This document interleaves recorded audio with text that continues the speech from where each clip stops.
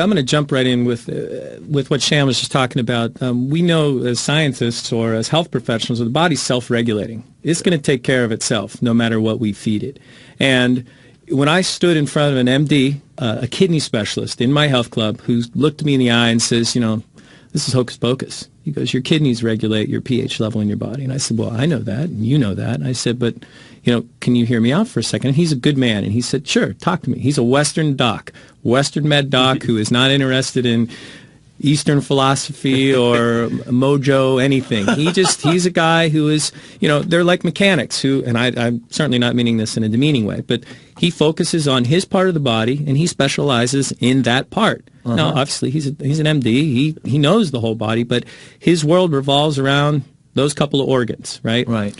And I said, so, obviously I'm not a doctor. And I said, but let me share my information. And I am a health professional and I know the body and I know anatomy.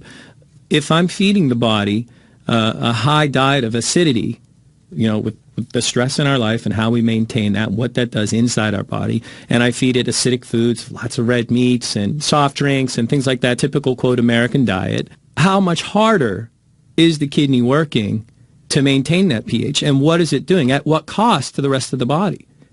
We know that the blood has to maintain this pH between 7.3 and 7.4, depending on the time of the day, and it will rob calcium from your bones, calcium from your teeth. It will take it from anywhere it has to maintain that. Just like a mother who's pregnant, who eats terribly and doesn't take care of her body, the body will rob everything in her body to make sure that that embryonic sac is full of the nutrition that the fetus needs. Right. So in the same light, I posed that question to this kidney specialist, and he looked at me and he looked at me with, I saw a little light bulb moment. I don't know how else to put it, a little clarity in his eyes. He says, well, okay. That makes sense. I said, so if we're feeding you a liquid that's rich in antioxidants, that's microclustering, and I was explaining to him the difference, and let's talk about cellular activity in and out of the walls, what is it doing, and with this high pH content, how much less hard is the kidney working to maintain your pH throughout the body? And he looked at me and he said, you may have something there.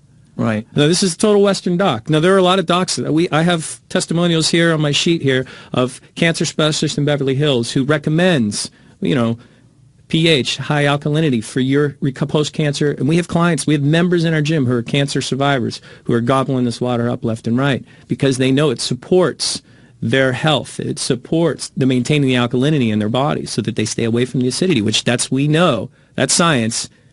The disease is living in the acidity. Uh-huh. So, again, this was another reinforcement of me being able to say, I'm passionate about this. I believe in it. Here's the science to support it. I'm doing a good thing for my membership. And for anybody that I come in contact with, I can share the water with them with full confidence. That's kind of a personal story of a interaction with a doc,